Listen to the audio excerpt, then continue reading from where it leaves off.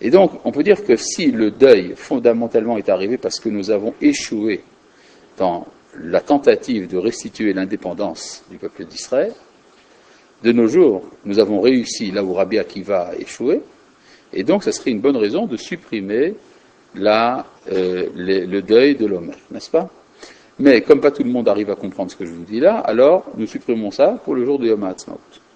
Maintenant, pour ce qui est de l'histoire de ne pas se raser et ne pas se marier, vous savez que... Comment? On est complètement indépendant. Du point de vue de la halacha, nous avons retrouvé notre indépendance.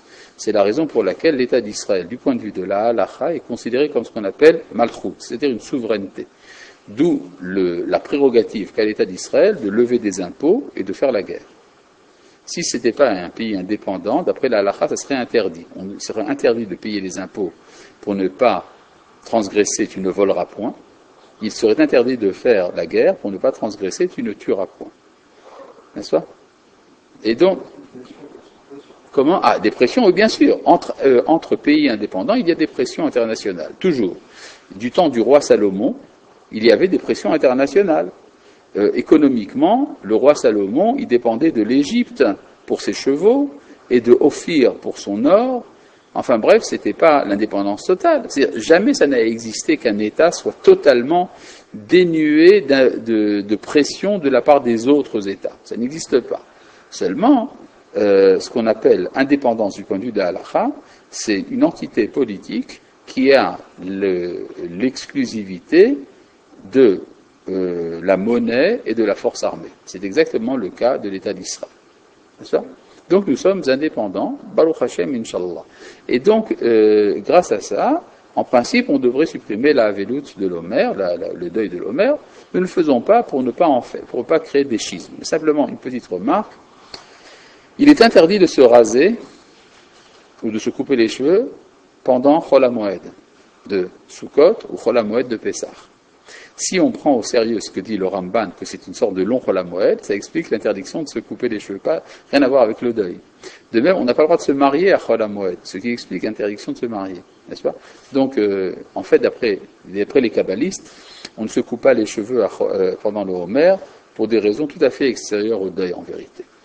Oui, qu'est-ce qu'il y a encore? Tu veux dire quelque chose? Du Ramban? Ah, ben c'est un sujet d'étude. D'où est-ce que nous savons ce que c'est qu'une royauté? Après, d'où est-ce que le Rambam a été chercher tout ça? Alors, pour ça, il faut étudier la Gemara. D'accord? Bon. Maintenant, je voudrais quand même vous ramener les quelques sources à propos des élèves de Rabbi Akiva. Alors, vous avez dit deux choses que vous avez trouvées dans la Gemara, comme quoi les élèves de Rabbi Akiva sont morts d'une épidémie. Et la raison pour laquelle il y a eu cette épidémie, c'est le manque de respect qu'ils avaient l'un pour l'autre, n'est-ce pas? Nous avons donc deux éléments qui semblent contredire totalement ce que je vous ai dit jusqu'à présent.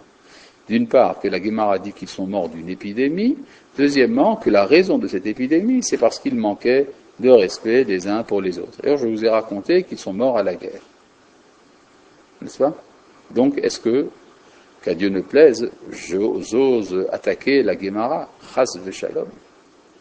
Simplement, il faut savoir plusieurs choses. Tout d'abord, quand la Gemara raconte un événement historique, elle ne le raconte pas toujours dans son historicité. Comment? Non, elle ne dit pas toujours l'événement historique tel qu'il s'est passé dans l'histoire, mais elle en tire une conclusion au niveau allégorique. Mais alors, comment est-ce que je sais qu'est-ce qui s'est vraiment passé là-bas? Eh bien, tout simplement parce que nous avons un livre d'histoire écrit par les rabbins qui s'appelle Igeret Rav Sherira Gaon. Rav Sherira Gaon était l'avant-dernier des Géonim. Vous savez ce que c'est des Géonim?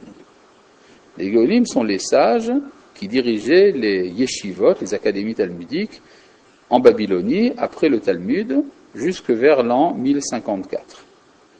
C'est ça? Et le dernier des Géonim s'appelait Rav Hai Gaon, l'avant-dernier s'appelait Rav Sherira Gaon, son père.